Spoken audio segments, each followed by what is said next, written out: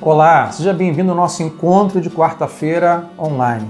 Se você esteve conosco na quarta-feira passada, com motivo de férias, nós não estamos com momento de compartilhamento, de contar experiências ou compartilhar testemunhos. Mas em janeiro nós estamos reprisando a série de mensagens Talvez Deus. Nessa segunda reflexão de hoje, vou trazer o tema Decisões Cruciais, olhando a vida de Sansão. Quando nós temos o talvez e não sabemos o que fazer, nós temos que girar para o propósito que Deus tem para a nossa vida. Então hoje, abra o seu coração, que Deus fale com você, Deus te abençoe. Estamos falando de uma mensagem que chama-se Talvez Deus. Talvez Deus, ela surgiu baseada em algumas conversas. Conversas que demonstram a nossa dúvida, as nossas incertezas. E sim a dificuldade de nós sabermos quando é Deus, ou se é Deus. E muitas vezes falamos assim, olha, talvez Deus esteja me impulsionando a isso. Talvez Deus esteja me levando a esse passo. Pode ser Deus, pode não ser Deus, eu não sei. Domingo passado nós lemos a história de Samuel. 1 Samuel capítulo 3, e falamos de um tempo onde Samuel, recém-nascido de Ana, entregue ao sacerdócio de Eli, cresceu ali, e a palavra diz que Samuel ainda não conhecia a voz do Senhor. E nesta noite nós vamos ler uma outra porção bíblica, que nos ajudará com algumas coisas. E nessa noite, o nosso tema principal desta noite é esse que está no telão. Nosso tema desta noite é decisões cruciais. Decisões cruciais é o nosso tema desta noite. Eu quero que você levante a mão nesta noite comigo. Quem aqui nesta noite está assim prestes, esta semana, nesse mês que vem, está prestes a tomar uma grande decisão na sua vida? Levante a mão comigo. Quem está? Levante uma mão, quero ver você. Está prestes a tomar uma grande decisão. Amém, pode abaixar. Grandes decisões, mas eu fiz questão de não nomear essa reflexão de decisões grandes ou grandes decisões, mas decisões cruciais. Porque, na verdade, nem sempre as decisões que nós julgamos ser grandes são, na verdade, grandes. E muitas vezes nós precisamos do Senhor, de Deus, para nos mostrar o que de fato é uma decisão grande a ser tomada. Decisões cruciais é o nosso tema porque são as decisões cruciais, ou eu diria, uma outra palavra a ser usada, são decisões importantes a serem tomadas. Que algumas vezes nós nem sabemos que são grandes, mas são importantes e cruciais. Quer ver um exemplo? Algumas vezes nós tomamos decisões, nos preparamos para algumas decisões que nós julgamos grandes. Eu vou dar um exemplo de um casamento. Eu me lembro quando eu casei com a Adriana. E a família se reuniu durante meses para poder tomar algumas decisões importantes, ou decisões grandes, nós diríamos. Bom, aonde vai ser a festa de casamento? Uma grande decisão. Qual salão de festa vai ser? Vai ser num sítio? Vai ser na igreja? Vai ser numa praça? Aonde vai ser? Uma grande decisão a se tomar. Depois vem uma grande decisão, eu diria uma decisão grande, porém muito complicada. É a lista de convidados. Já passou por isso? Qualquer festinha que você faz, você tem 500 amigos, mais dinheiro para comprar salgadinho para 15. Aí nós conhecemos, eu e a Adriana, conhecemos mais de 1000 pessoas. Mas podemos bancar uma festa para 500 pessoas. E assim foi, 500 convidados. E é uma grande decisão. Quem vai estar na nossa festa? Quem vamos excluir? Quem vamos convidar? Grandes decisões. Que terno vou usar? Grandes decisões. Que música nós vamos colocar na cerimônia? Grandes decisões. A verdade, se pararmos para pensar, embora tenhamos isso como grandes decisões, mas na verdade não são. Ou não são as mais importantes. Grandes, porém não as mais importantes. Nós discutimos quem convidaríamos, discutimos de que seria o bolo, discutimos que tipo de salgado nós teríamos, discutimos que sítio casaríamos, e foi num sítio. Mas nós nunca paramos para discutir algo do tipo, vamos casar, quando vier os conflitos, como nós vamos resolver? Nós vamos casar, quando o dinheiro faltar, a quem vamos recorrer? Se você olhar para um ponto de vista sincero, é um tipo de decisão muito mais importante do que aonde você vai casar. Porque a festa de casamento durará, quem sabe, 4, 5 horas. O casamento, segundo a palavra de Deus, é para sempre. Viver um dia após o outro com pessoa que você não foi criada junta. Então eu diria que algumas decisões são sim grandes, mas nem sempre as mais cruciais e importantes. E o pior, algumas decisões nós julgamos grandes, na verdade não são grandes. Tudo depende do ponto de vista que vamos olhar. Hoje nós vamos ler o capítulo inteiro e falar sobre ele de Juízes 13. Então vá abrir na sua Bíblia aí. Eu nunca preguei nesse texto. Eu nunca ouvi, nem soube de ninguém que pegou nesse texto. Eu fiz a pesquisa de redes sociais, no meu Instagram, se você me segue, você participou lá.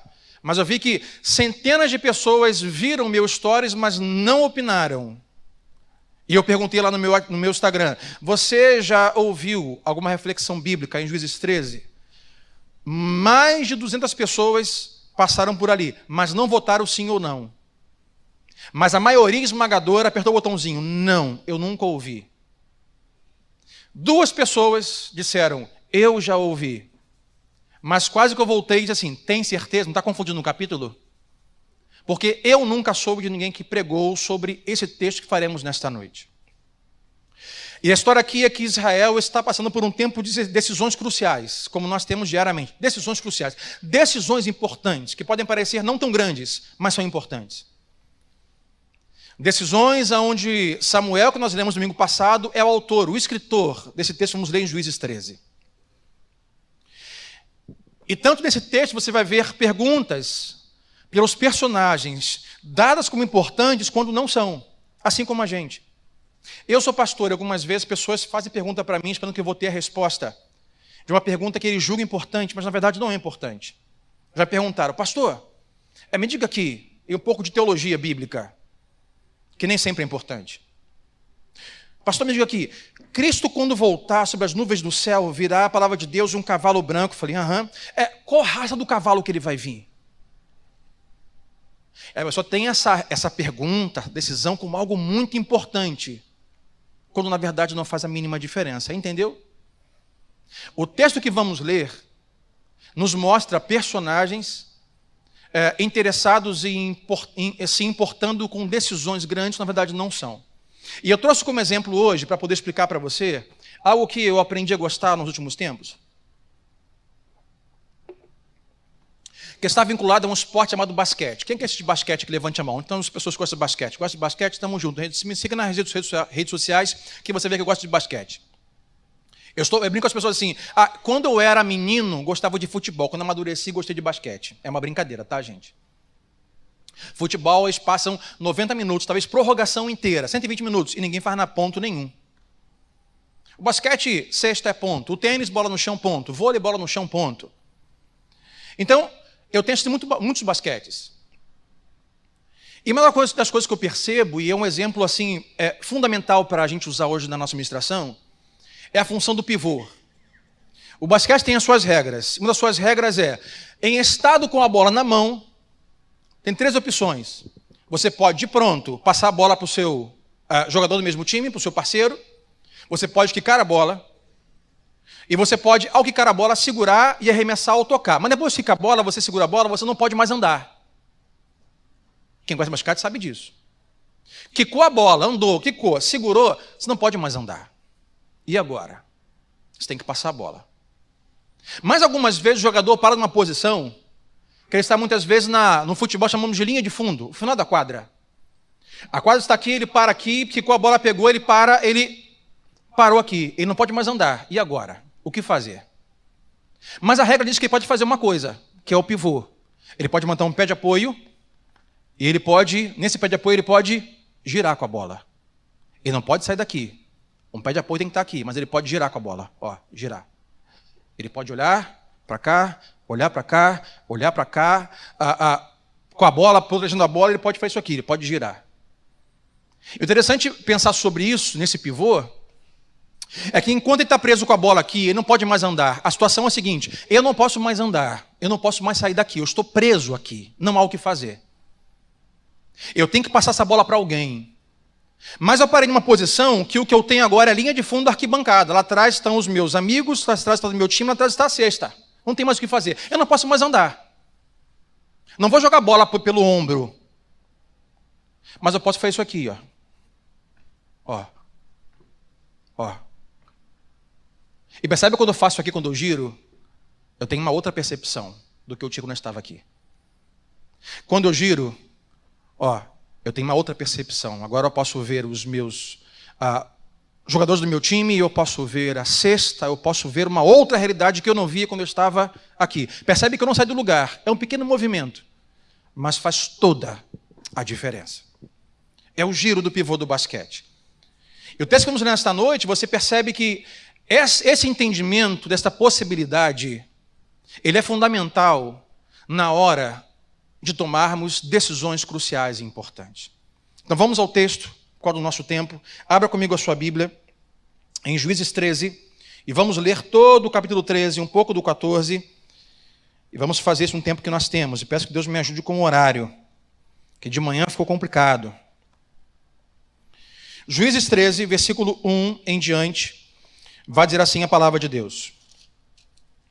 Os israelitas voltaram a fazer o que o Senhor reprovava, e por isso o Senhor os entregou nas mãos dos filisteus durante 40 anos. Se você ler todo o livro de Juízes, você vai perceber que é um ciclo.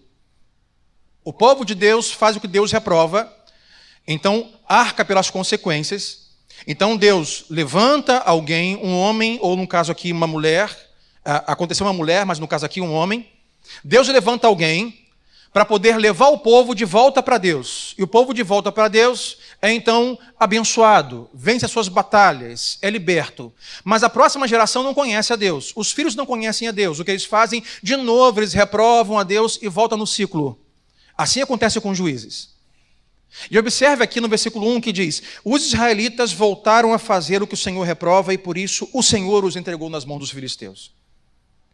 E para a gente, às vezes, aqui uma teologia que deixa a gente um pouco confuso, porque eu sempre ouvi, pastor, que Deus nos liberta das coisas. Eu sempre ouvi que Deus me liberta dos vícios, me liberta da opressão do pecado, me liberta das mãos do diabo, me liberta. Eu nunca consegui imaginar a possibilidade de Deus me aprisionar. O texto que Samuel está certo, que é o autor, Samuel diz: o povo fez o que Deus reprova e por isso o próprio Deus entregou eles nas mãos dos seus inimigos. 40 anos. O povo vai viver escravo dos filisteus porque o próprio Senhor os entregou na mão dos filisteus. E um pouco cai aquela ideia, daquela teologia de que da autoajuda, da prosperidade, que se eu fizer, e Deus sempre faz coisas boas, e se for coisa boa de Deus, se for coisa ruim do diabo, se for coisa boa é Deus, se for coisa ruim não é Deus. Aqui o texto de Samuel diz que o próprio Deus entregou eles nas mãos dos inimigos, o próprio Deus os levou à escravidão. Versículo 1. Versículo 2. Certo homem de Zorá, que é uma cidade, esse homem chamava-se Manoá, do clã da tribo de Dan, tinha uma mulher estéril, a mulher não tem nome aqui nesse texto. Certo dia, o anjo do Senhor apareceu a ela e lhe disse: você é estéril, não tem filhos, mas engravidará e dará à luz a um filho. Possivelmente essa mulher estava no campo, trabalhando, ceifando, e Samuel vai dizer que então o anjo do Senhor, é importante que você perceber que é uma visão do autor. O autor disse, o anjo do Senhor. Por quê? O autor escreve o texto anos depois do acontecimento. Então o autor sabe de coisas que os personagens não sabem. E Samuel diz: então o anjo do Senhor apareceu à mulher e falou assim: você é estéril, não tem filhos, mas engravidará e dá à luz. Versículo 4. Todavia, disse o anjo à mulher, todavia tenha cuidado, não beba vinho, nem outra bebida fermentada, e não coma nada impuro. E não se passará navalha na cabeça do filho que você vai ter. Ou seja, independente se ele tem um tio que é barbeiro, se ele tem um parente que é cabeleireiro, ele não pode passar navalha no seu cabelo. Por quê? Porque o menino será um nazireu. Se você quer um dia ser um nazireu e tentar viver assim, essas são as condições. Não beba vinho, não beba bebida fermentada, não corte o seu cabelo. E você vai mais na frente que também não pode nem tocar em nada impuro ou nada morto. Ele será nazireu, consagrado a Deus desde o nascimento. O final do versículo 5 vai dizer: e ele iniciará a libertação de Israel das mãos dos filisteus. Então o anjo fala assim para a mulher: mulher, você é grávida, mas você vai engravidar. O seu filho será um nazireu. Ele não pode beber vinho, nem bebida alguma fermentada. Não pode comer ou tocar nada impuro, não pode cortar o cabelo, e esse menino vai ser separado para libertar o povo dos filisteus. Opa, mas quem colocou o povo nas mãos dos filisteus? O próprio Deus. Então Deus, você consegue perceber que parece loucura, muitas vezes, o evangelho positivista que nós temos hoje? Deus coloca esse povo escravo dos filisteus e depois, para uma mulher estéril, levanta uma criança para que liberte o povo dos filisteus, mas esse povo está cativo dos filisteus porque foi o próprio Deus que colocou eles lá. Esse é o texto.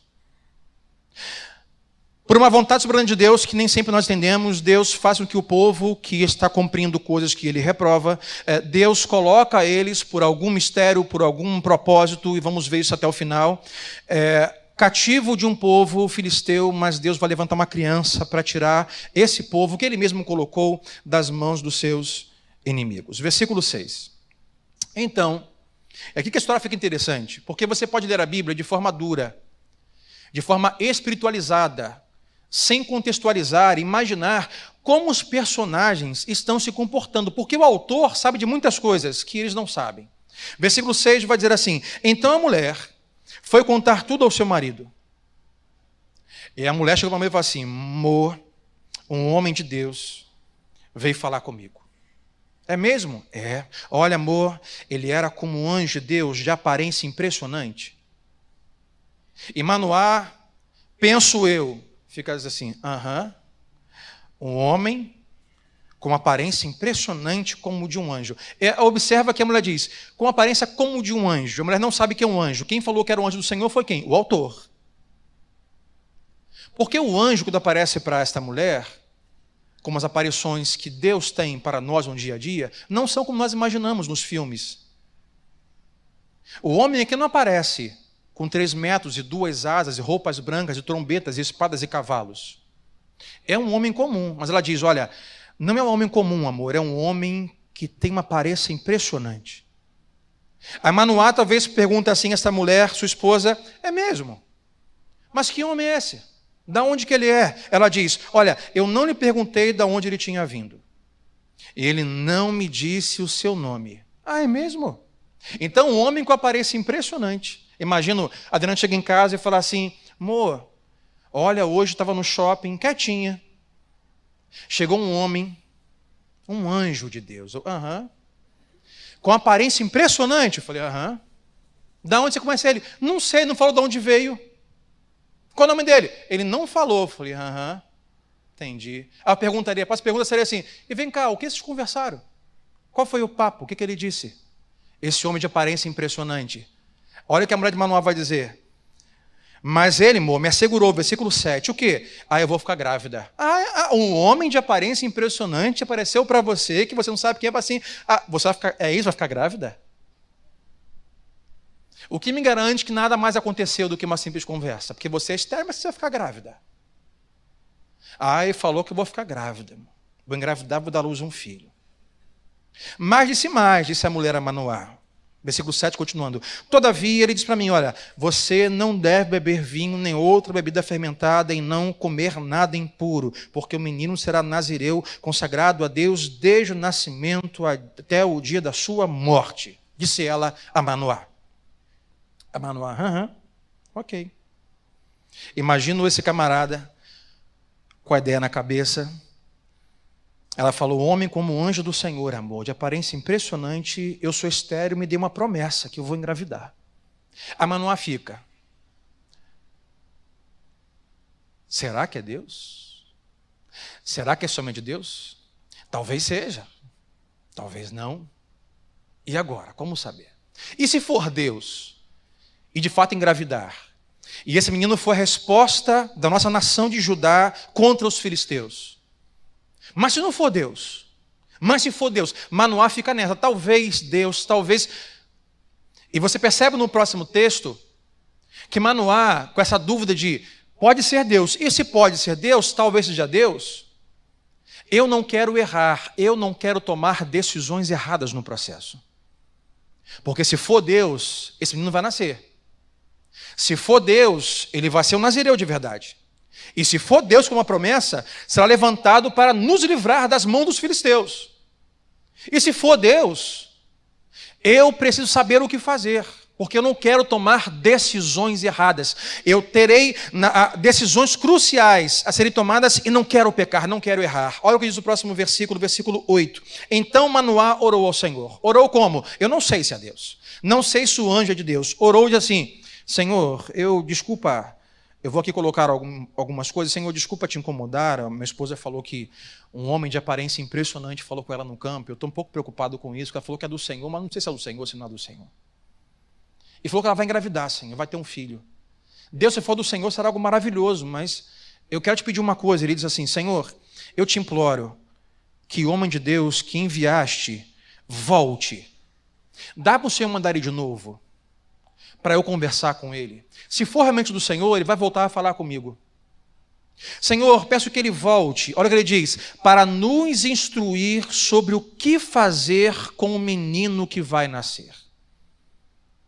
O que Manoá quer, para não cometer erros, e é a primeira palavra desta noite, nossa administração, ele quer um plano. Manoá quer um plano.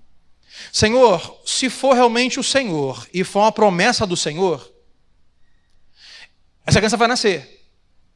Dá para o Senhor, além da promessa, trazer um plano? Porque uma promessa sem um plano é algo muito abstrato. E eu corro o risco de tomar decisões muito erradas e muito equivocadas. Dá para o Senhor me trazer um plano? Manuel é o cara do plano. Tem alguém hoje aqui que fala assim: pastor, eu sou um planejador, não faço nada sem antes planejar. Levante a mão. Tem pessoas aqui, seja sincero: pastor, eu planejo tudo que eu faço. Planejo. Deus abençoe a sua vida, viu? Que a maioria que não levantou a mão não planeja nada. Possivelmente quem chegou hoje na hora aqui, chegou antes do culto começar, só com 2 fileiras, foram pessoas que planejam. Porque se não se planejam, chegaram um pouco mais tarde. Mas não digo que não planejar é um problema, e planejar é o que deve ser feito. Mas também em ser alguém planejador, você pode também sofrer e ter alguns problemas. Manoá é o cara que quer o plano. Senhor, me dá um plano. Para onde vou? Me dá o plano. Me dá ali o caminho, o GPS. Me dá o plano. O menino vai nascer, eu tenho que saber o que fazer, Senhor. Eu não quero errar, me dá um plano. Ele ora. E versículo 9 vai dizer assim: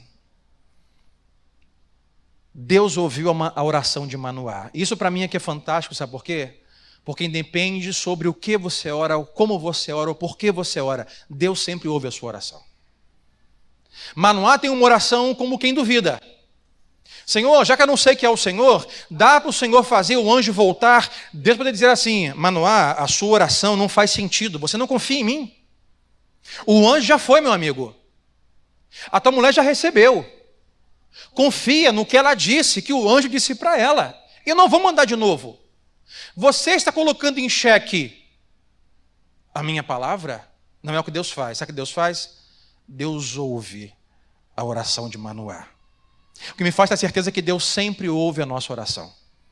Por mais estúpida que possa parecer algumas vezes, por mais que nossa oração pareça uma falta de fé, falta de confiança, dúvida, talvez, Deus sempre ouve a nossa oração.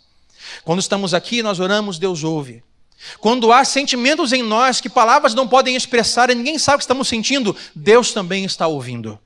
Quando temos pensamentos de dúvida, de incertezas, e se formos compartilhar com alguém, alguém poderá achar que estamos loucos, ou alguém poderá achar que nós somos infantis, ou alguém poderá achar que nós não temos fé, e portanto nós não compartilhamos, ainda assim Deus ouve. Quando você vem aqui, você levanta as suas mãos e diz assim, e cantamos: a único que é digno de receber a honra e a glória e o louvor, Deus está ouvindo o seu clamor, Deus está ouvindo a sua oração, Deus está ouvindo a sua súplica, porque Deus sempre ouve.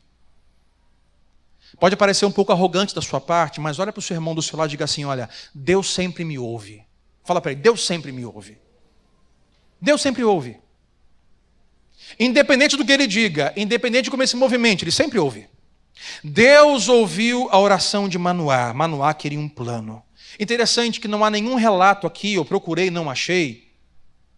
Não há nenhum relato que esta mulher estava orando, como Ana, da semana passada que lemos sobre Samuel.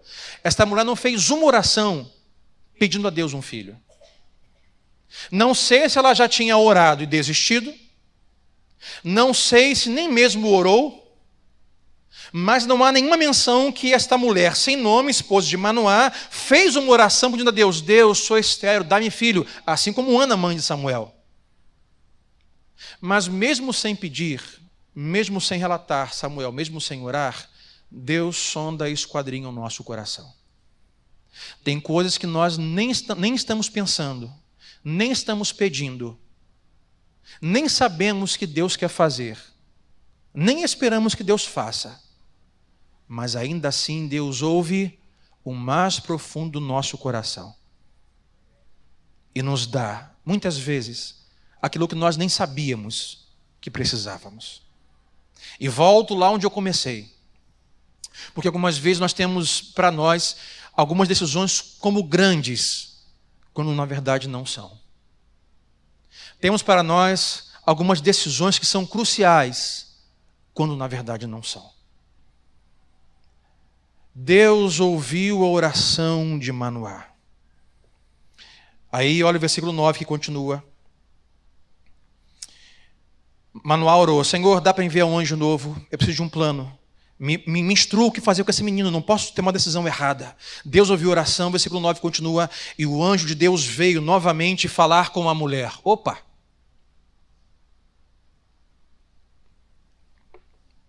Como assim? O anjo apareceu para a mulher e Manuel aí. Poderia ser Manuel, né? Aí poderia assim: irmãos, eu pesquisei no grego, Manoá quer dizer Manuel. Não, não existe isso, tá? No original hebraico, na Septuaginta. Então, Manoá ora assim: Senhor, estou em dúvida, talvez esse homem é do Senhor, talvez vai acontecer, eu que não quero errar, se for do Senhor, manda um anjo falar comigo. Deus fala assim: ok, vou mandar um anjo aí de novo. Aí o anjo vem para a mulher. O anjo vem e volta para a mulher. Porque Deus nem sempre vai fazer as coisas do jeito que a gente espera que Ele faça. Deus nem sempre vai cumprir um papel baseado num rascunho, num plano que nós fizemos. Nem sempre a resposta de Deus para mostrar que é Ele agindo vai ser conforme o nosso plano. Manoel é o cara do plano, Manoá. Senhor, traz o anjo de volta para me instruir o que fazer. Deus, traz ele para falar comigo. Aí Deus ouve a oração e Deus responde. Só que não necessariamente Deus responde da forma que nós esperávamos que Ele respondesse. Deus nem sempre se move da forma que nós esperamos que Ele se mova. E o anjo então voltou e foi falar com a mulher. Continua o versículo 9. Quando ela estava sentada no campo, mais uma vez, estava num canto, Manoá no outro. Manoá, seu marido, não estava com ela, mas ela foi correndo contar ao marido. Ela foi correndo e falou assim: amor, o homem, lembra aquele homem, amor, de aparência impressionante, de outro dia? Ele está aqui, me apareceu de novo. Ele falou: what? Como? Eu orei e pedi a Deus que viesse falar comigo. Ele apareceu, você. Mulher, talvez isso não seja de Deus, mulher. Porque para ser de Deus, eu pedi que Deus se movesse dessa maneira. Eu pedi que Deus mandasse o anjo de volta. Mas eu estava lendo, Deus não tem culpa. Porque Manoá não foi tão específico.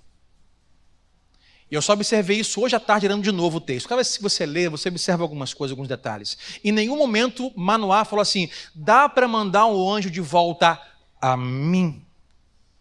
Manoá falou: dá para o Senhor mandar um anjo voltar aqui? Ué, mandei voltar. Está aí. Amor, o homem de aparência impressionante me apareceu de novo lá no campo, ele está aqui, versículo 11. Manoá levantou-se, não é bobo? O quê? Vamos lá agora. Levantou-se, seguiu a mulher. Quando se aproximou do homem, perguntou, ajeitou a camisa: és tu o homem que falaste com a minha mulher? Sem jeito, sem graça. Olha para um camarada de aparência impressionante, como um anjo de Deus, um cara bonito. Manoá: é você o homem que falou com a minha mulher? Aí o anjo olha para ele e fala assim: sim, disse ele, o anjo. A Manoá perguntou, versículo 12: Quando as suas palavras se cumprirem, Manoá perguntou: como devemos criar o menino? O que Manoá quer é um plano. Diga assim comigo, plano. Manoá quer se assegurar de que ele não vai tomar uma decisão errada. Quando as palavras, possivelmente ele chegou, olhou o homem e falou assim: rapaz, isso não é do Senhor, da onde que veio isso, hein? Cara bonito, aparência impressionante. Olha, ô seu anjo, quando as palavras se cumprirem e o menino nascer, como nós devemos criar o menino? Sabe por quê? Porque você vai dar uma promessa e você vai embora, mas quem vai criar ele sou eu. O que eu tenho que fazer? Coloco no curso de inglês ou de espanhol? Ele faz jiu-jitsu ou taekwondo? Porque ele vai libertar o povo? Ele vira ferreiro para fazer espada ou ele vai estudar para ser sábio e governar? Me diz o que fazer. Eu não posso tomar decisões erradas. Me dá um plano. Deus me dá um plano. Deus me dá um plano. Deus mastiga e me dá mastigado, Senhor. Me dá. Só que Deus nem sempre faz as coisas do jeito que a gente espera. Deus nem sempre se move de uma forma que a gente planejou.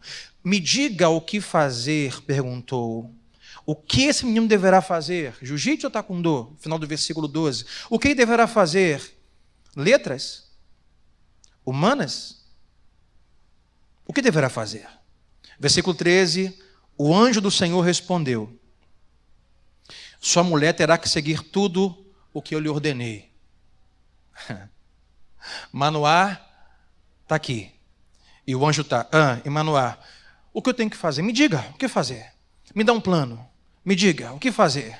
Lembra do pivô do basquete? É a segunda palavra para nós esta noite, é o giro. O anjo faz o giro do basquete. Manoá, o que fazer? Me dá um plano, fala comigo. Então o anjo faz assim. A sua mulher sabe o que fazer. É só ela fazer o que eu já ordenei. Manoá está aqui, olhando para o anjo. Manoá, ele tem uma visão, ele tem uma direção. Senhor, me dá um plano, me dá a direção. E o anjo convida ele a fazer isso. Manoá, você está muito preso ao plano. Você só consegue ver o plano, decisões certas, aquela coisinha, a caixinha. E o anjo leva Manoá ao giro.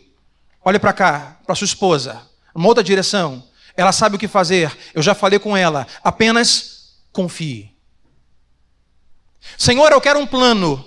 E o anjo faz, gira Manoá, não tem plano, é confiança, é fé.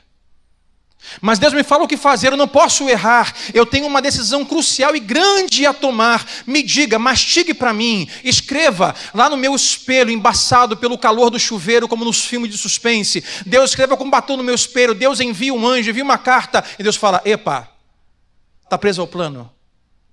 Você só consegue ver plano, vira, confia.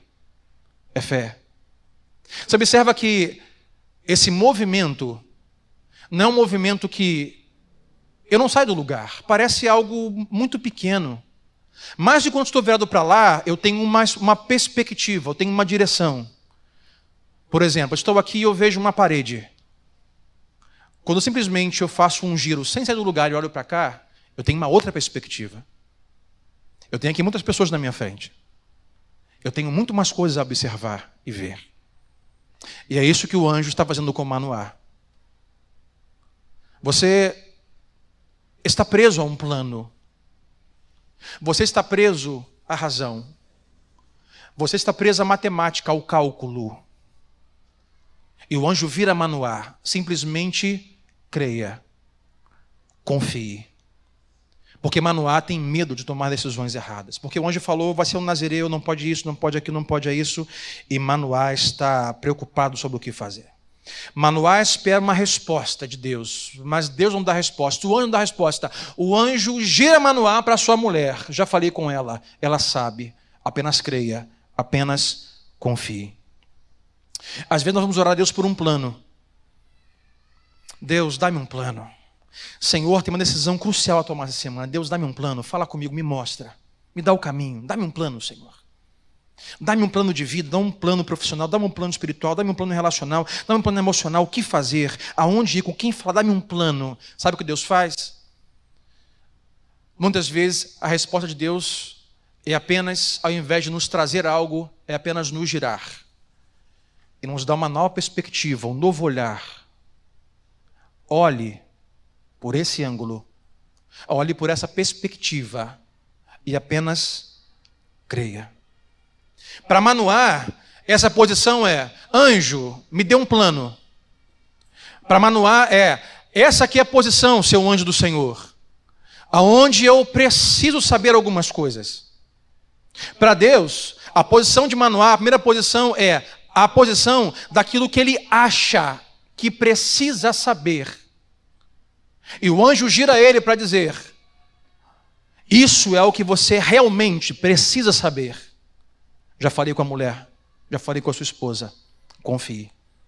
Não é o que você acha que precisa saber, mas aquilo que você realmente precisa saber.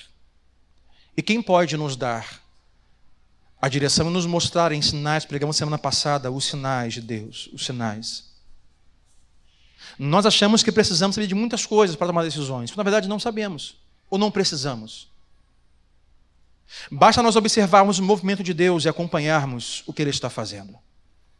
Dizemos assim: Senhor, eu quero ver a Tua mão. Senhor, eu quero ver a Tua mão, quero ver o Teu agir. Deus, dá-me a Tua mão, coloca a mão. Deus, vai com a mão. Deus, quero ver a Tua mão que segura, a Tua mão que larga, a Tua mão que cura, a Tua mão que liberta, quero ver a mão. Mas hoje, quero desafiar você uma coisa que sabe você nunca ouviu. Não só fique ligado, fique atento, queira a mão de Deus, mas hoje também preste atenção nos pés de Deus. Algumas vezes Deus não vai, com a sua mão, mudar a situação. Deus vai simplesmente nos convidar a virarmos para uma outra perspectiva do que estamos vivendo. Deus, arranca essa pessoa da minha vida. Deus, coloca essa pessoa aqui. Deus abre a porta de emprego. Deus cura a enfermidade. Deus faz isso. Deus faz. Deus vem com a tua mão e arranca. Deus vem com a tua mão e implanta. Deus vem com a tua mão. Nem sempre Deus vai colocar ou tirar. Deus vai simplesmente nos virar para um outro lado e falar: olhe por aqui agora e simplesmente confie. Você não vai andar. A situação não vai mudar. O jogo ainda é o mesmo, mas aonde eu coloco você virado, você tem uma outra perspectiva do que está acontecendo. Aí você pode ver saída, aí você pode entender a mão de Deus, você pode entender o propósito de Deus. E assim o anjo leva Manoá a esse giro. Deus quer definir apenas uma direção. Sabe, o giro é um pequeno movimento. No basquete não se pode andar, mas vamos supor, estou virado para cá. Quando eu viro para cá, parece que nada aconteceu, nada mudou. Continuo no mesmo lugar, estou no mesmo palco, as coisas não mudaram. Mas observe, se desse movimento eu começar a andar, você vê que tudo muda. Se eu estou para cá e começo a andar, a minha direção é essa.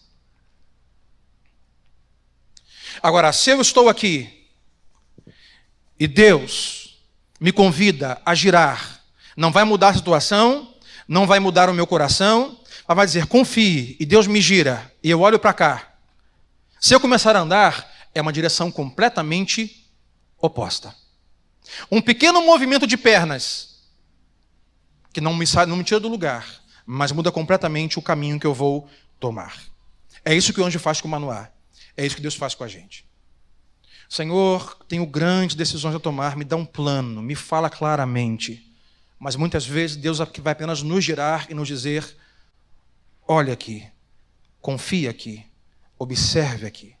Versículo 14, diz que então o anjo falou para Manoá: já falei para sua mulher o que fazer, e vou repetir: essa criança não poderá comer nenhum produto da videira, nem vinho ou bebida fermentada, nem comer nada impuro, e terá que obedecer a tudo que lhe ordenei.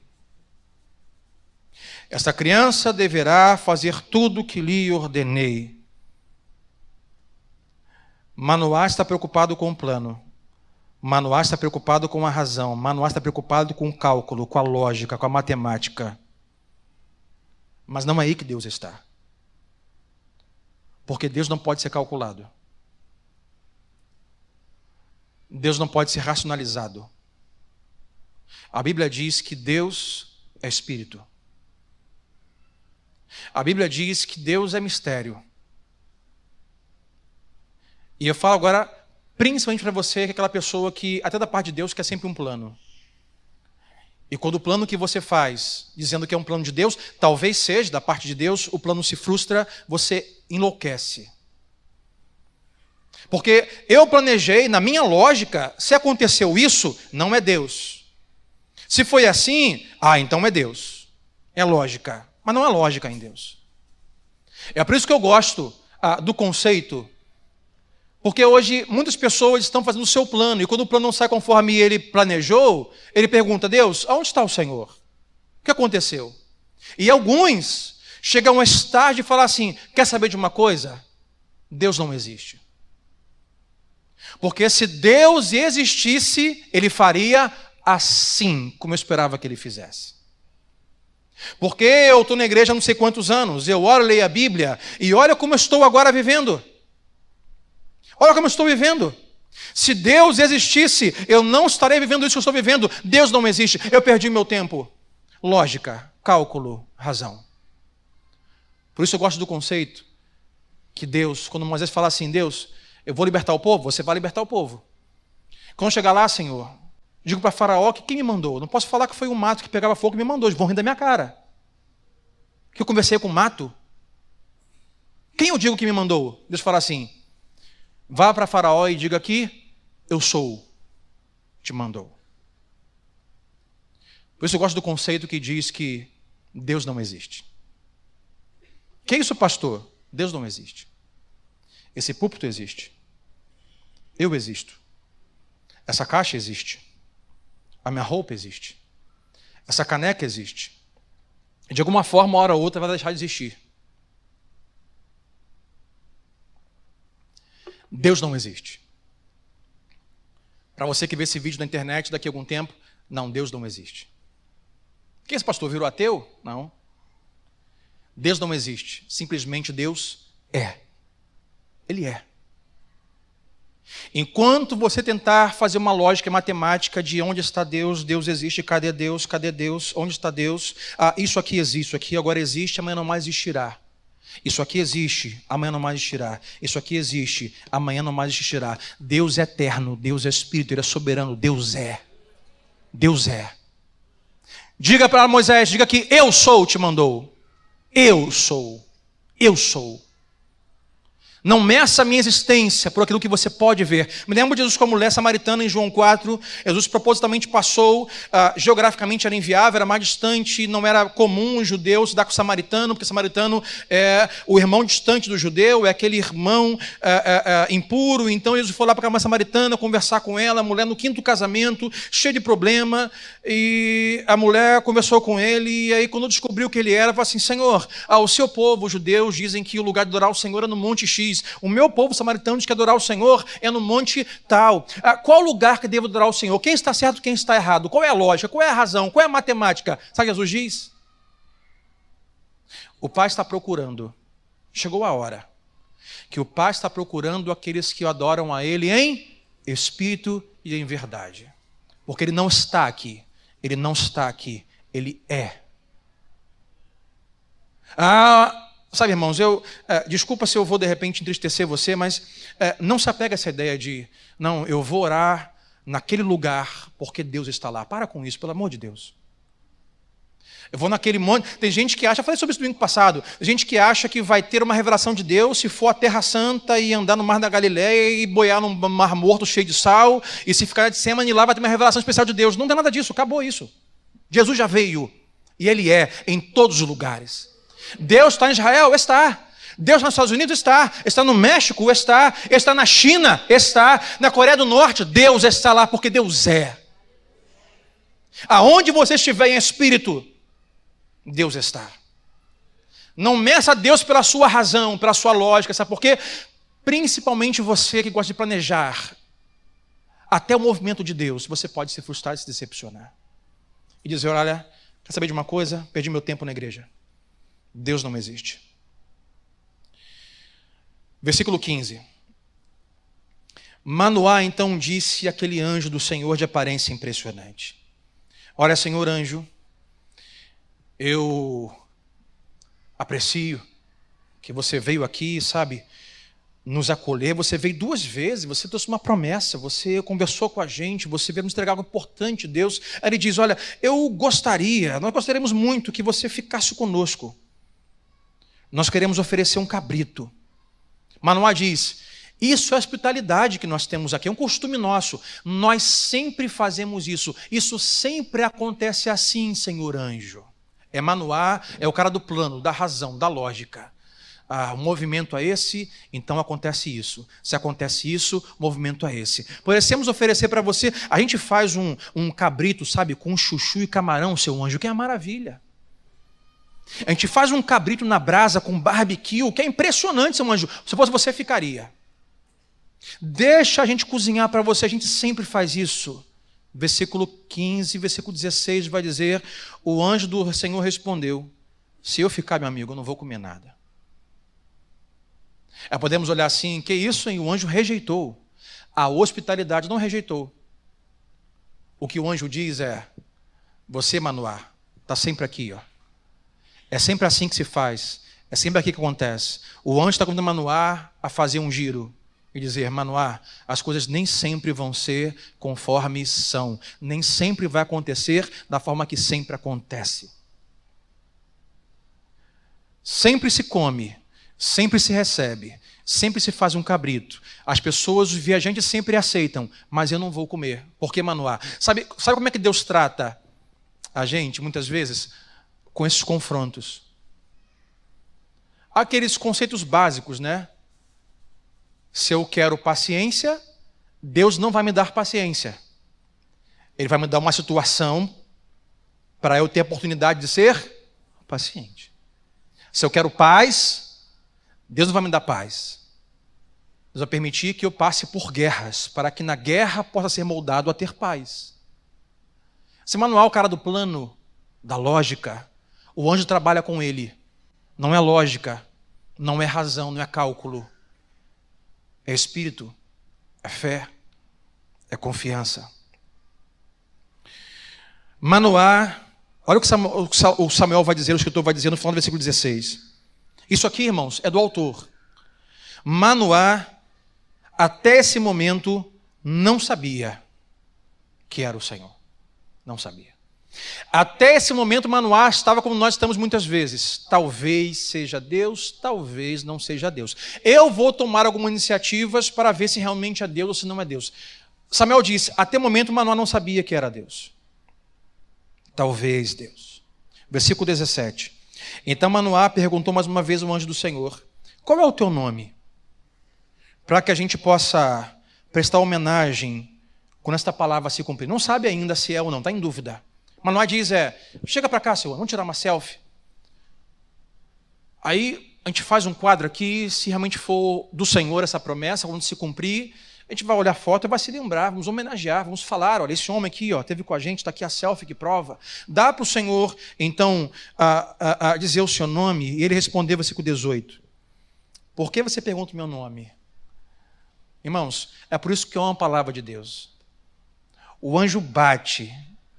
Assim, por que você quer mais uma vez a lógica, a razão, o plano? Por que você pergunta o meu nome? O meu nome está além do seu entendimento. Nós sempre queremos encontrar Deus no entendimento. Por isso eu diria, como saber se é Deus ou não? Se é algo que você pode racionar, é algo que você pode medir, algo que você pode calcular, algo que gera de alguma forma um sinal de que foi um fruto de algo que você pode fazer em sua naturalidade. Se é algo que pode ser calculado, possivelmente não foi Deus. Foi você. Aonde encontrar Deus? Quando temos alguma coisa que dizemos assim, olha, é impossível eu ter produzido isso.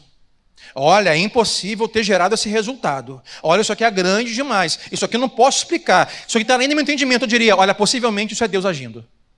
Deus está além do meu entendimento. Diga para o seu vizinho, diga assim, Deus está além do seu entendimento. O problema desse talvez seja, talvez não seja, será, eu me lembrei agora, obrigado Senhor, Deus é maravilhoso. Eu lembrei a propaganda da presunta Sadia. Lembra do garotinho com uma visão na vista, uma tarjazinha? Ele passava de presunto em presunto. Sabe o que ele dizia? Esse não é. Esse não é. Aí dizia, está querendo me enganar? É. Aí no quarto, de jeito nenhum. E no quinto, opa, decorei a fala do garoto, tem mais de 15 anos essa propaganda. Era ou não era? Não, não é. Não, talvez não é. Sabe o que a gente faz? A gente quer medir Deus e quer encontrar Deus assim, sabe? Não, o presunto Sadia eu conheço. Olha, esse relevo aqui, é sadia. Não, textura aqui é sadia. Não, isso acontece, então é Deus. Não é Deus. A gente quer medir Deus pela lógica e pela razão, e o anjo está convidando o tempo todo a Manoá, rapaz, saia dessa perspectiva de plano, de razão, de lógica. Você vai se frustrar, vai ficar talvez seja, porque se for assim é Deus, se não for assim não é Deus. Eu tenho um plano, tenho um cálculo. O anjo chama ele para poder virar, sem se movimentar, simplesmente tem uma nova perspectiva. Olhe para cá, é pela fé. É confiando, é pela fé. 19. Então Manoá apanhou um cabrito e a oferta de cereal e ofereceu ao Senhor sobre a rocha. Porque o anjo diz, eu não vou comer o seu cabrito. Quer aproveitá-lo? Ofereça ao Senhor. Manoá pegou o cabrito, o cereal e ofereceu ao Senhor sobre a rocha com orientação do anjo. Que o anjo diz, Manoá, é bom você querer me agradar, mas olha, essa palavra não veio de mim, veio do Senhor. Então o seu louvor, a sua oferta, não é a mim, é o Senhor. O anjo diz, não é aqui, Manoá, não é no horizontal, é no vertical. Enquanto você respira, essa respiração que você tem, ela veio do Senhor. Então ofereça até o ar que você respira, sua respiração, ao Senhor. Tem família, filhos? O que Deus te deu, por mais difícil que seja, ofereça ao Senhor. O ar que eu respiro foi Ele que me deu, a Ele agora o louvor. Os dons, talentos, o que eu tenho foi Ele que me deu, a oferta é ao Senhor. É pela fé. Diz que ele vai a uma rocha, oferece um sacrifício ao Senhor. Versículo 19 continua. E o Senhor, diz o texto, Samuel vai dizer, e o Senhor fez algo estranho. Estranho para quem? Estranho para Manoá. Porque o Senhor nunca fez assim. Isso nunca aconteceu. O Senhor fez algo estranho. Algumas vezes Deus vai se mover de uma forma que nós vamos julgar que é estranho. E enquanto Manoá e a sua mulher observavam, 20, quando a chama do altar do sacrifício da rocha subiu ao céu, vai dizer que naquele momento, de uma forma estranha, o anjo do Senhor subiu na chama. Então tem um sacrifício, uma queima em uma rocha. Então fogo é aceso do sacrifício. Enquanto o fogo sobe, diz que no meio daquele fogo, o anjo sobe no meio do fogo. É estranho. Porque Deus não é lógica. Deus não é razão. Deus é mistério. Deus é estranho. Para a razão humana é estranho, é esquisito. Para a razão humana é improvável. Para a razão humana é impossível. Manoá pergunta, qual é o seu nome? Quem é você? Da onde você vem? Não tem respostas enquanto quer razão e lógica. Mas no momento do sacrifício, em que o anjo sobe pelas chamas, olha o que diz o texto. 20, quando a chama do altar subiu ao céu, o anjo do Senhor subiu na chama. Vendo isso, Manoá e sua mulher se prostraram em rosto em terra e reconheceram que era o Senhor naquilo. Porque o entendimento do agir de Deus, de onde está Deus, de como se movimenta Deus, não está no plano, não está na razão, está na lógica, está no sacrifício, está no fogo, está na doação, no louvor. Quer entender a Deus, quer conhecer a Deus, não tem de conhecer aqui. vê-lo de forma racional, mas adore, sacrifique, oferte. Eu não falo sobre dinheiro ou animal morto. Falo sobre vida, fé, confiança. A revelação que não veio na lógica, veio num sacrifício. Me permitam agora pregar pelo menos 1 minuto sobre o meu Salvador Jesus Cristo, que é sobre ele que eu prego. Moisés estava diante da rocha e tocou na rocha com o povo do deserto, e a rocha dela saiu água. E Paulo vai dizer em a sua carta aos Coríntios que esta rocha era Cristo. Manoá está em uma rocha sacrificando, e quando sacrifica naquela rocha, diz que o anjo sobe por aquele fogo.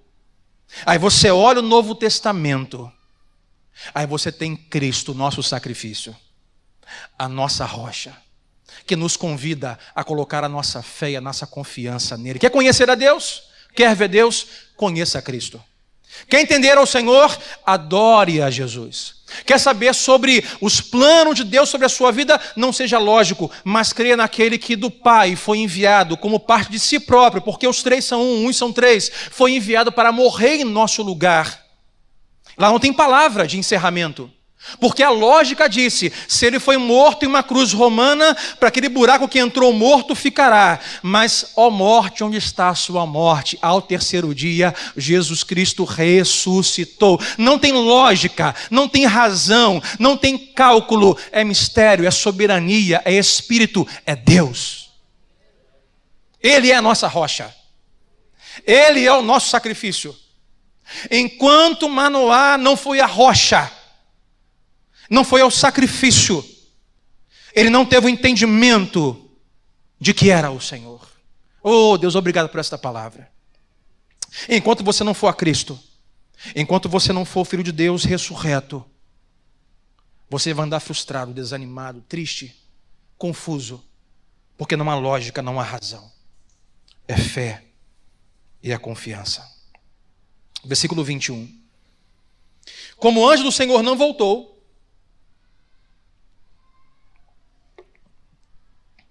a manifestar-se Manoá e sua mulher, a nossa mulher, Manoá então percebeu que era o quê? Que era o anjo do Senhor. No sacrifício, na rocha, ele percebeu que era o Senhor. Ele disse, sem dúvida vamos morrer. Interessante que ele tinha dúvida se era Deus, mas que vai morrer, ele tem certeza. Sem dúvida vamos morrer. Disse ele à mulher, mulher, vamos morrer porque nós vimos a Deus. Mas sua mulher respondeu, se o Senhor tivesse a intenção de nos matar, marido, não teria aceitado o nosso holocausto e a oferta de cereal das nossas mãos. Pastor, Deus quer me matar? Pastor, Deus quer o meu mal? Porque o que eu vivo hoje, vou te contar, hein? Eu vou à igreja, eu dizimo, eu oro. Deus quer me matar? A mulher disse, olha, marido, se Deus quisesse nos matar, ele não teria aceitado o nosso sacrifício. Nós duvidamos, tentamos calcular. Nós somos pecadores, marido. Nós somos maus. Mas Deus não quer nos matar. Ele aceita o nosso sacrifício. Ele aceita a nossa oferta. Deus não quer te matar.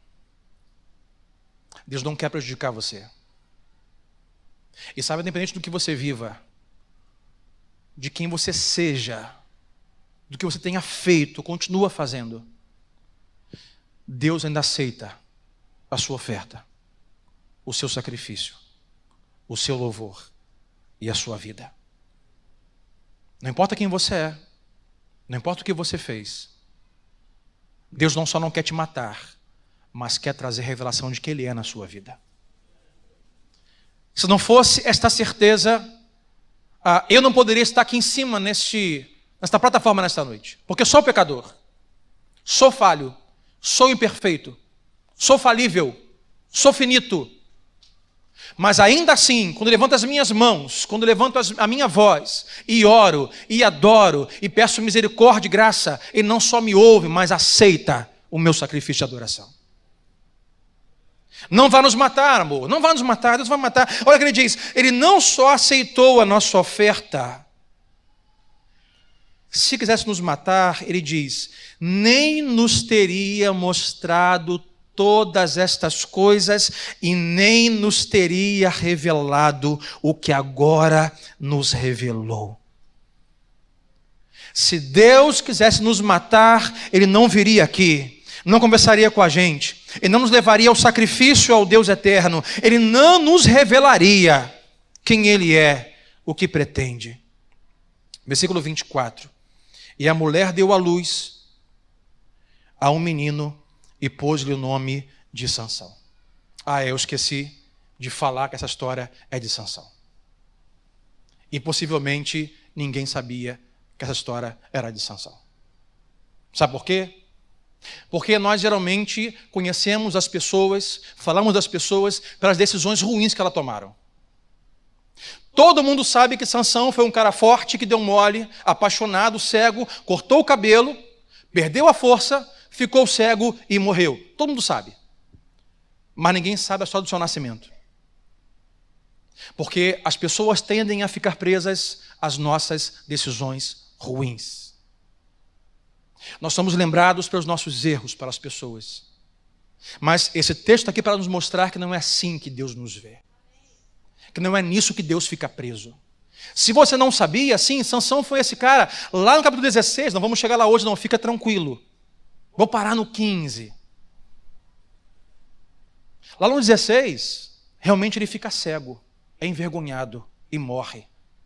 Mas tem uma história linda de uma promessa na família dele. E ninguém sabe disso.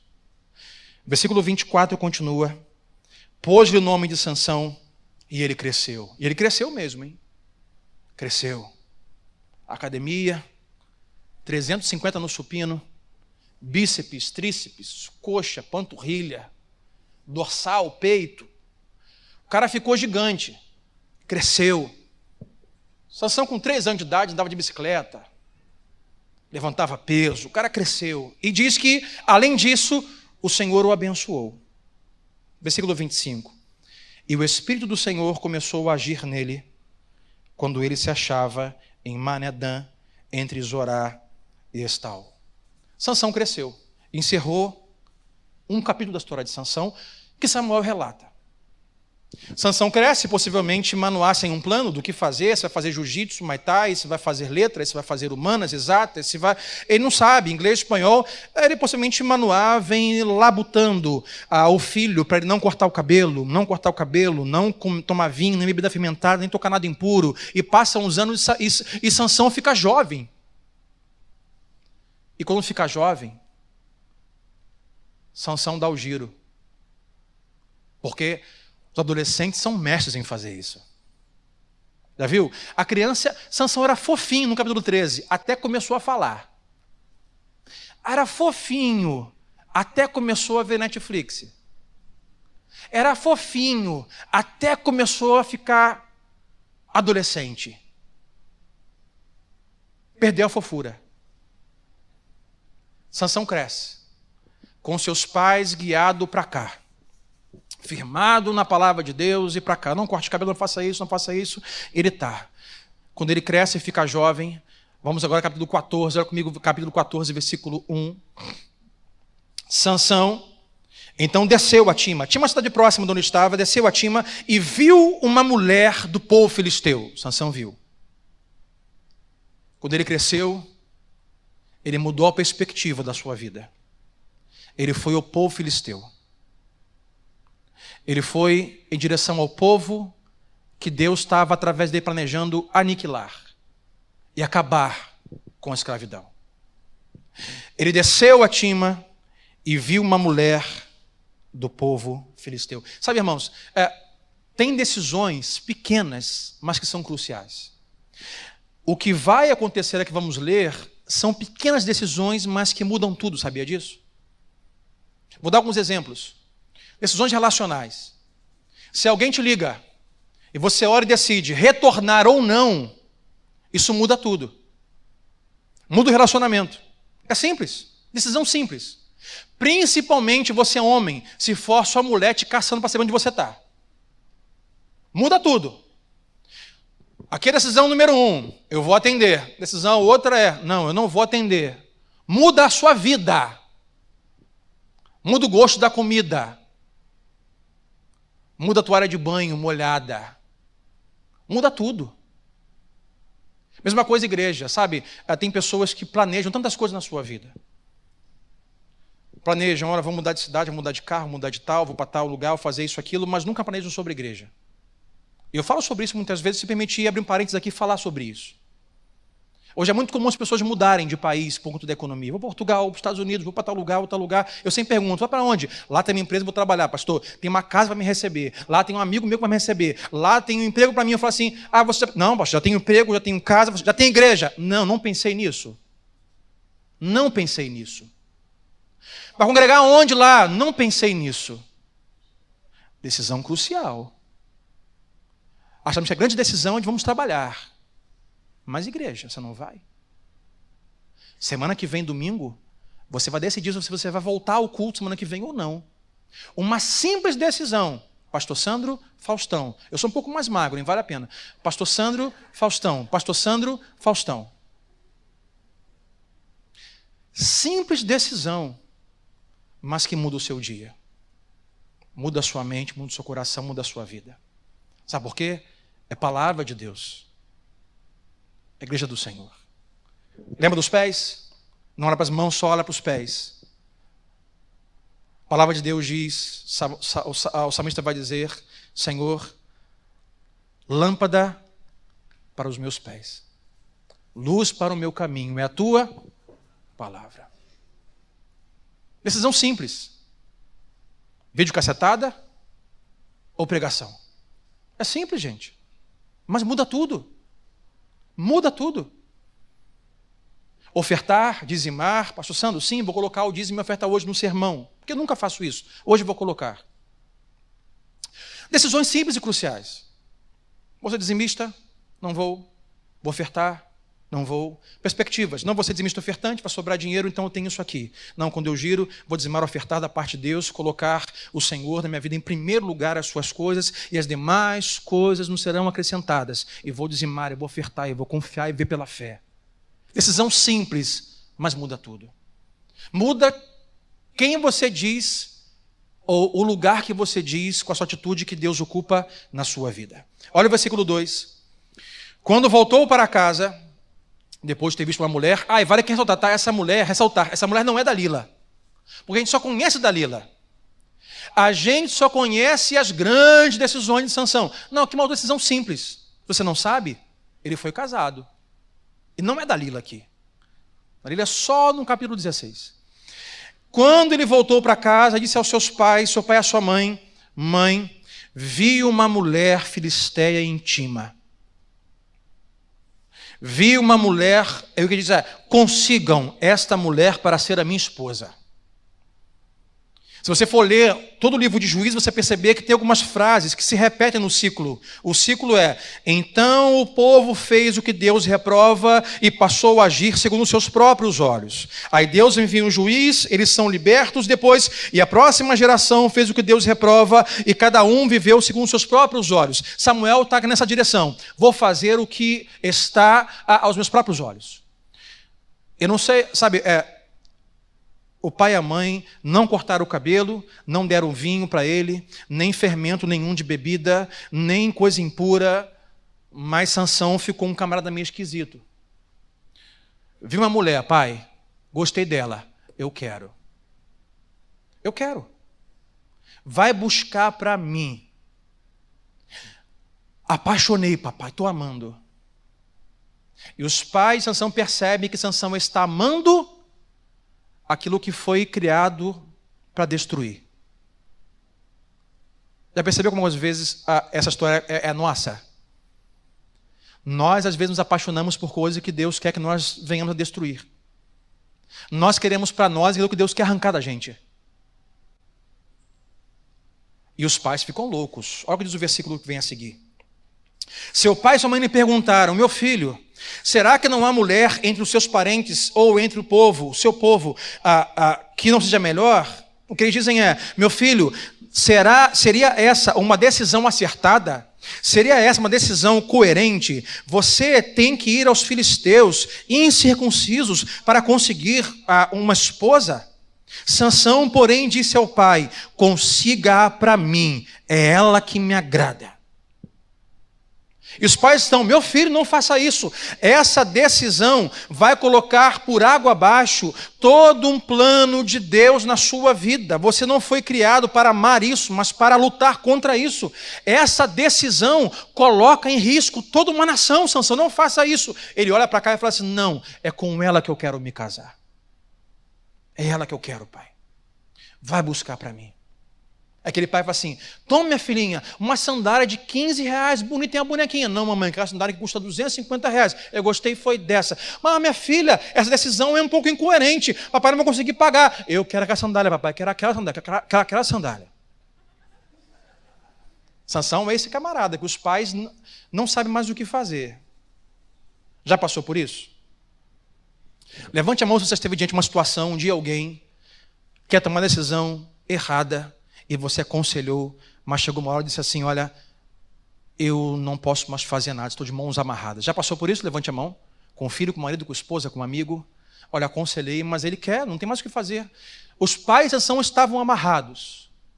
Não podiam fazer nada. Seus pais desejavam que ele tomasse uma decisão acertada, melhor. Mas Samuel está escrevendo. Samuel é o autor. E Samuel aqui abre um parênteses. Conhece os parênteses? O parênteses é para compor uma informação que, se não for colocada, ninguém vai ficar sabendo. O parênteses contém uma informação que é importante, mas não muda a sentença. Com ou sem esses parênteses, a sentença será igual, mas os parênteses têm uma informação crucial. Os parênteses. E olha o que Samuel diz no versículo 4. Samuel diz: e os pais de Sansão não sabiam que aquela decisão estúpida de Sansão era o Senhor. Olha que loucura. Seus pais não sabiam que essa loucura, essa insanidade, a decisão estúpida vinha do Senhor. Porque o Senhor buscava uma ocasião, no original buscava uma guerra, um confronto contra os filisteus. É loucura isso. É loucura porque nós, com a nossa lógica e razão, nós temos pronto para dizer: se isso é assim, é Deus. Se isso é assim, é o diabo. Não, se isso deu certo, foi Deus. Se isso deu errado, foi o diabo. Lembra o versículo 1 do capítulo 13? Que Deus deu o povo como escravo aos filisteus. Deus aprisionou o povo. Nós não temos problemas, por exemplo, de identificar e nomear que foi Deus que fez algo, as coisas boas. Olha o dom que essa pessoa tem. Só Deus pode fazer isso. É de Deus. Olha lá o milagre. Deus é poderoso. Olha, a porta se abriu. Isso é Deus. Olhamos para o outro lado. Decepção. A porta se fechou. A enfermidade não foi curada. Não houve crescimento. Não, isso não pode ser. Isso não é Deus. Isso é o diabo. O diabo é sujo. Tomou uma decisão acertadíssima. Deus instruiu. Tomou uma decisão equivocada e estúpida. O diabo levou a isso. Não, Samuel diz assim: olha, os pais não sabiam que até a decisão estúpida de Sansão era Deus. Era Deus. Parênteses. O autor coloca uma informação que os pais não sabiam. Sabe o que eu vejo aqui? O autor sempre tem informações que os personagens não têm. Isso muda tudo. Deus sabe de coisas da sua história. Deus tem parênteses na sua vida que você pode não conhecer, mas o seu autor tem informações além das que você consegue ver. Deus tem informações sobre a sua história além daquelas que você consegue calcular, racionalizar, usar de lógica. Os pais então disseram, não, a lógica, se esse menino foi criado como nazireu para combater os filisteus, então a decisão de se unir com uma mulher filisteia não é o Senhor, saia disso. Essa decisão é estúpida, mas Samuel diz, os pais não sabiam que era Deus. Há coisas que você não sabe. Você vai olhar aqui, será que é Deus? Talvez é Deus. Isso aqui deu errado. Esse meu passado aqui foi bem negro. Isso aqui eu não sei, mas há coisas que Deus ainda está escrevendo, nós não sabemos. E quando eu olho para esse texto, e é aqui que eu quero caminhar para o nosso fechamento, os seus pais não sabiam que a decisão estúpida, equivocada de Sansão era o Senhor. E aqui está o foco da minha mensagem nesta noite. Decisões cruciais no nosso tema. Mas sabemos que na vida nós tomaremos decisões cruciais de forma acertada e de forma equivocada. Possivelmente há pessoas aqui, ou me assistindo agora, em um vídeo, que estão se arrastando em culpas por conta de decisões equivocadas do passado. Possivelmente há alguém aqui nesta noite que acabou de tomar uma decisão equivocada. Quem sabe alguém aqui nesta noite que está convivendo com alguém que tomou uma decisão equivocada. Comprou, vendeu, foi e voltou, automaticamente se deu ao movimento. Como Sansão simplesmente fez um jogo de pernas, voltou para um lado, Sansão disse, não, eu vou para o povo filisteu e vou casar com a mulher de lá porque ela me agrada. Os pais ficaram loucos, mas os pais não sabiam de uma coisa. E aqui que está a chave que eu vou dizer para você esta noite inteira. O que os pais não sabiam, não imaginavam, é quem Deus é. Deus é muito maior do que as minhas decisões. Deus é muito maior do que as minhas decisões, sejam elas certas ou erradas. Deus é muito maior do que os meus erros. Deus é muito maior do que as minhas decisões estúpidas. Se Deus é Deus para usar uma decisão acertada minha para algo, Deus também é Deus para ter mesmo uma decisão estúpida que eu tomei. Deus também pode usar isso para um propósito, para a sua glória, para um fim, para o meu amadurecimento, para o meu crescimento. Deus é maior do que as minhas decisões. Deus queria fazer algo, mas não através de uma boa decisão. E percebe aqui que Deus queria fazer algo contra os filisteus, mas não ia usar uma decisão boa de Sansão, ia usar uma decisão ruim de Sansão. Mas pastor, Deus pode usar uma decisão estúpida, ruim para fazer algo? Pode. Deus é maior do que as suas decisões. Não coloque Deus abaixo das suas decisões. Porque muitas vezes nós aprendemos o seguinte, se eu fizer isso, se eu acertar aqui, se eu não cortar o cabelo, e se eu fizer isso aqui, então Deus vai abençoar. Mas se eu vacilar, se eu errar, já era, estraguei tudo, Deus vai embora, e agora eu ficarei refém do diabo. Mas que Deus é esse? Deus queria usar uma atitude ruim de Sansão para a sua glória. Eu não estou dizendo, irmão, que todas as nossas decisões estúpidas foi Deus. Viu o marido, o pastor falou? Ó, o pastor falou.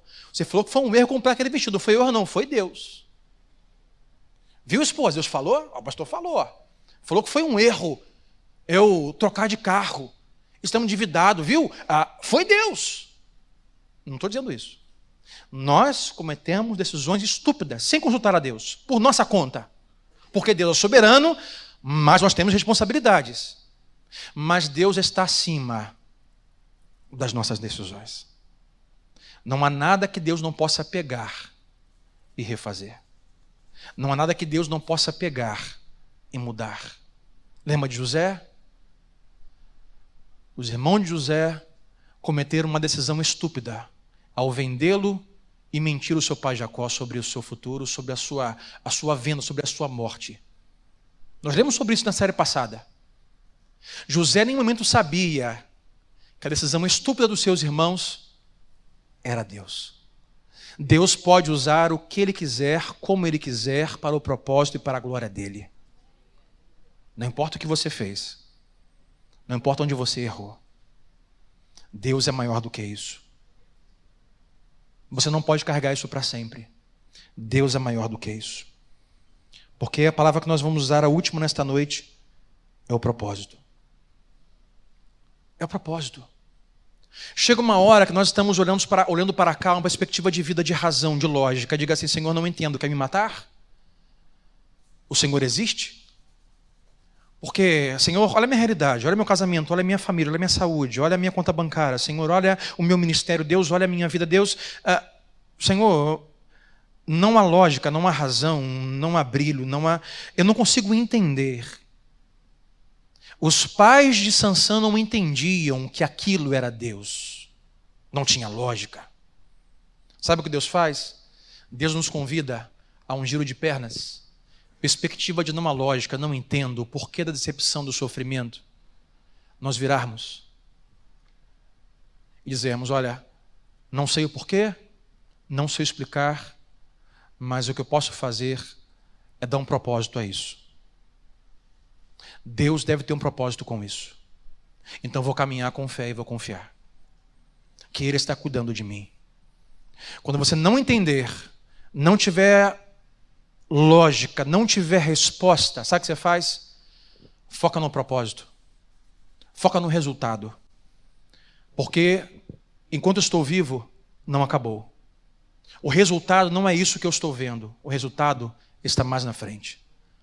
Porque todas as coisas cooperam para aqueles que amam a Deus e vivem segundo o seu propósito. É propósito. Diga assim para o seu irmão, diga para ele: foca no propósito, irmão. Foca no propósito. Você pode não entender, você pode perguntar onde está Deus, pode não saber o que Deus está fazendo, mas foca no propósito. Deus tem um propósito com isso, não sabe qual é. Samuel diz: e os pais de Sansão não sabiam que Deus tinha um propósito com essa loucura dele. Deus sempre tem um propósito. Se Sansão não casa com esta mulher, as coisas não iam acontecer. Leia depois em casa, capítulo 14, capítulo 15. Diz que Sansão então fala assim: pai, então vamos. E como um bom pai, fala assim: tá bom, filho, sua atitude é estúpida, mas eu vou acompanhar você. Vamos lá. Vai dar ruim, estou avisando, mas vou com você. Eles foram para o povo filisteu, foram lá fazer o noivado, levar o dote.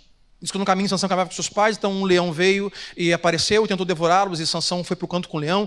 Diz que o Espírito Santo deu força a Sansão naquele momento, ele rasgou o leão no meio, matou o leão e seguiu o caminho. Chegou lá, conversou com a família da noiva, dos filisteus, e os pais falando assim: isso vai dar errado, isso vai dar ruim. Diz que eles voltaram para casa. Um tempo depois foram ao casamento. Indo ao casamento, Sansão se lembrou: eu matei um leão nesse canto aqui. Pai, eu vou ali e já volto. Que não contou para o pai. Ele foi, estava o leão morto, com uma colmeia em cima, abelhas fazendo mel. Ele pegou do mel do animal morto, e não pode tocar no animal morto.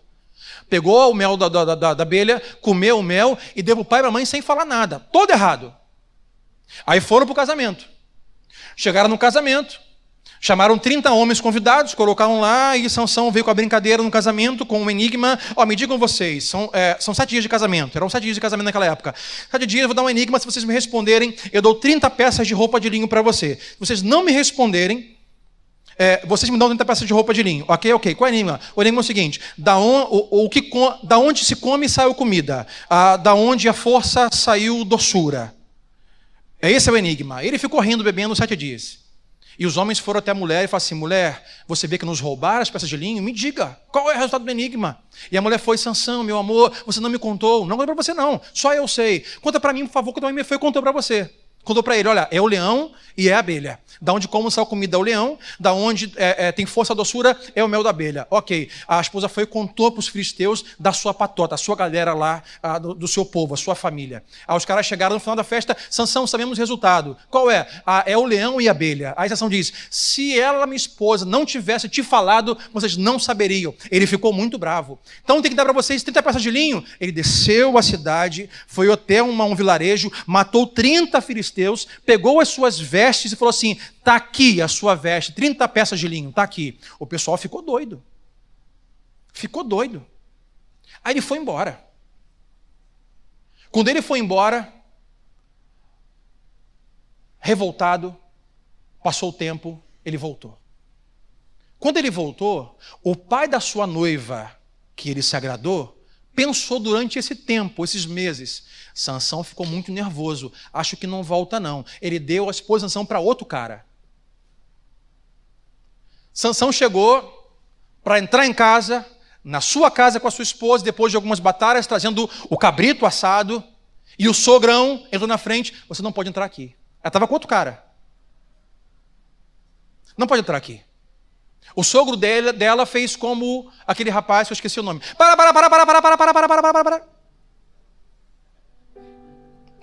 Não pode entrar aqui não. Por que não? Ah, você ficou muito bravo com a gente. Eu achei que você não voltaria mais. E eu dei a sua mulher para outro rapaz. Ele, o quê? Ah, mas eu tenho minha irmã mais nova. Fica com ela. Sansão ficou doido. Diz que ele desceu mais uma vez. Foi no povoado. Não sei como. O texto diz que ele pegou 300 raposas, amarrou o rabo de duas em duas. Olha o trabalho. Amarrou uma tocha em cada par de raposa, 150 pares de raposa, uma tocha acesa. Lê depois lá. Jogou no meio do campo e as raposas com... Já fez quando era criança? Misericórdia de Deus. Botar bombinha no rabo do gato? Eu já fiz. Eu já fiz. Me perdoa, Senhor.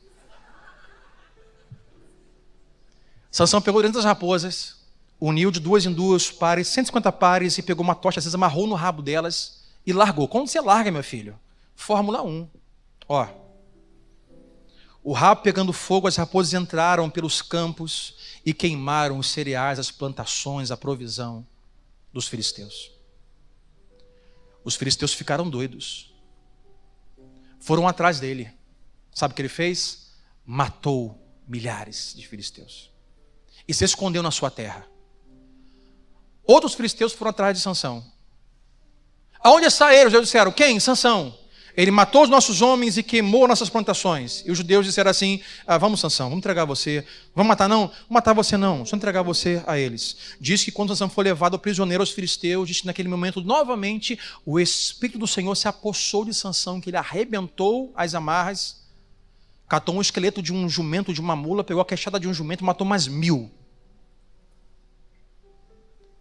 Qual era a promessa de Deus?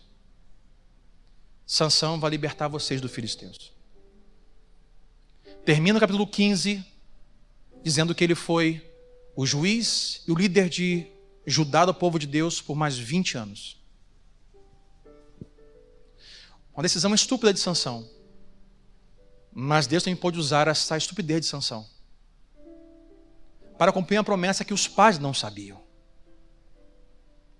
Há coisas sobre a sua vida que você não sabe. E você olha agora na perspectiva do que você vive, da razão, da lógica. Onde está Deus? O que está acontecendo? Aonde isso vai acabar? Os pais de Sansão. Razão, lógica, mente. A Deus convida você, simplesmente você fazer um movimento simples de virar. Talvez, Deus não esteja levando você a isso para um propósito. Mas se você cometeu as suas decisões estúpidas por conta própria, Deus também não poderia pegar isso e usar para a sua glória. Se Sansão não comete um erro, o propósito de Deus não se cumpre. Vamos errar muitas vezes, mas temos que perceber, mesmo no nosso erro, que Deus ainda é soberano. Que Deus ainda é maior do que as minhas deficiências, que as minhas burradas, que as minhas estupidez. Deus é maior do que os meus erros. E Deus hoje nos trouxe aqui para dizer para você que há decisões cruciais na sua vida. Em primeiro lugar, cuidado para não achar que essa decisão é grande, quando não é. Há coisas mais importantes desse dia ainda, essa semana na sua vida. E abra os seus olhos da fé e não só interprete que se tudo deu certo, foi Deus. Porque não temos problemas de atribuir a Deus coisas boas. Temos dificuldade de atribuir a Deus decepções. Sucesso é o Senhor, decepções não é o Senhor. Deus tudo pode fazer e tudo pode usar. Então vamos orar, fica em pé comigo nesta noite. Eu tenho duas coisas para falar com você para a gente orar. A primeira delas é, quando você não souber o plano, diga sempre para o seu vizinho, diga sempre para ele, quando você não souber o plano, gire para o efeito. Já quando você não souber o plano, gire para o propósito. Porque, irmão, escute aqui, se você ficar preso à direção da lógica de não sei como sair, não sei o que vai acontecer, não sei porquê, não sei para onde vai, você vai ficar louco. Então gira para o efeito, para o propósito. Deus ainda pode fazer algo maravilhoso através disso. A segunda coisa, em vez de você viver a sua vida se arrastando pela culpa das suas péssimas decisões ao longo da sua história, creia que Deus pode usar até mesmo isso para fazer algo maravilhoso. Mas Deus pode usar uma decepção para fazer algo? Pode. Deus pode usar o caos para fazer algo? Pode. Deus pode fazer uma desgraça e usar isso?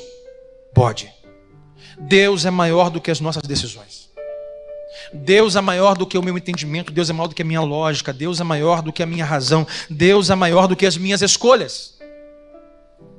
Não é o que você escolheu que define quem Deus será. Não é o que você decidiu que define o que Deus vai fazer. Deus está acima do que nós somos. Deus está acima do que nós fazemos. Deus está acima do que o diabo intenta. Deus está acima do que os nossos olhos podem ver.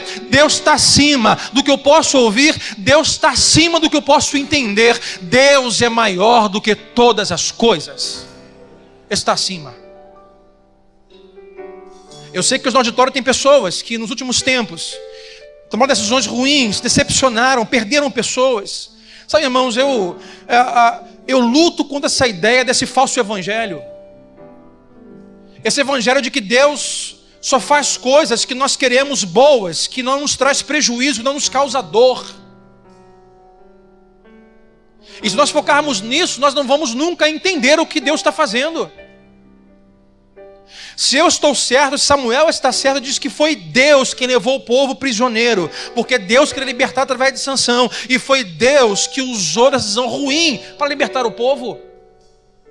Você vai sentir dor, você vai perder pessoas, você vai se decepcionar, você vai se frustrar. Que isso, pastor? Bate na madeira, quem sabe não. A vida é assim, você vai. Sabe por quê? Enquanto o pecado existir, enquanto Jesus não voltar, enquanto não nos resgatar, estamos vivendo em um mundo que jaz no maligno. E sofremos a influência do pecado. Há terremotos, tempestades, bala perdida, assaltos, sequestros. Ninguém está livre disso, ninguém. Então se o mar se abrir é Deus, mas se o mar se fechar é o diabo. Nem sempre. Quando vier a decepção, quando vier a perda, quando vier a dor, quando vier a luta, quando vier o questionamento, quando vier a dúvida, gire da percepção da lógica para a percepção do propósito. Deus tem um propósito na minha vida. Deus sabe o que está fazendo. Deus é maior que a minha escolha. Deus é maior que a minha estupidez. Deus é maior do que eu faço. Deus é maior do que tudo. Oh, Senhor, obrigado, meu Pai. Deus, nós louvamos Teu nome neste lugar, nesta noite. Porque, Deus, aqui hoje podem haver pessoas que estão se arrastando com a sua culpa. Pessoas que estão se arrastando com o seu passado. Pessoas, Deus, que estão procurando o Senhor e não conseguem encontrar, como os pais de Manoá. Não, cadê o Senhor, Deus? O Senhor não está aqui porque não tem lógica o Senhor estar nisso. Deus hoje move o nosso coração, a nossa mente, não só para nós nos movimentarmos fisicamente, mas nos movimentarmos espiritualmente. Dá-nos fé para crer que o Senhor está acima das nossas decisões. O Senhor está acima do nosso passado escuro. O Senhor está acima da nossa culpa. O Senhor é maior do que a condenação do inimigo. O Senhor é maior do que a decisão errada que eu tomei no passado. O Senhor é maior do que a minha decepção. O Senhor é maior do que o resultado da frustração que eu passei. O Senhor é maior. O Senhor pode me curar. O Senhor pode me esclarecer. O Senhor pode me alimentar. O Senhor pode me alegrar. O Senhor pode me libertar. E o Senhor pode usar tudo isso, Deus, que é decepção e frustração, para um propósito que eu não conheço. O Senhor é autor, eu sou só o personagem. O Senhor tem parentes na minha história, e eu sei que o Senhor está cuidando de mim. Há coisas que eu não sei, há coisas que eu não entendo, há coisas que eu não vejo. Por isso, Deus, eu não quero viver pela lógica, pela razão. Não quero viver, ó Deus, por aquilo que meus olhos podem ver. Eu quero ver pela fé, eu quero confiar no Senhor. Leva-nos, ó Deus, gira-nos, Senhor, na fé. Dá-nos uma outra perspectiva de quando ver as decepções, as frustrações. A gente pedimos e oramos, ó Pai, no nome de Jesus Cristo, e todos digam amém e amém. Olá, obrigado por assistir ao canal da Nova Vida SC no YouTube. Se você gostou dessa mensagem, clica no botão de inscrição aqui na sua tela e assim você não vai perder nenhum conteúdo desse ministério. E também nos siga nas redes sociais. Mais uma vez, obrigado e Deus abençoe.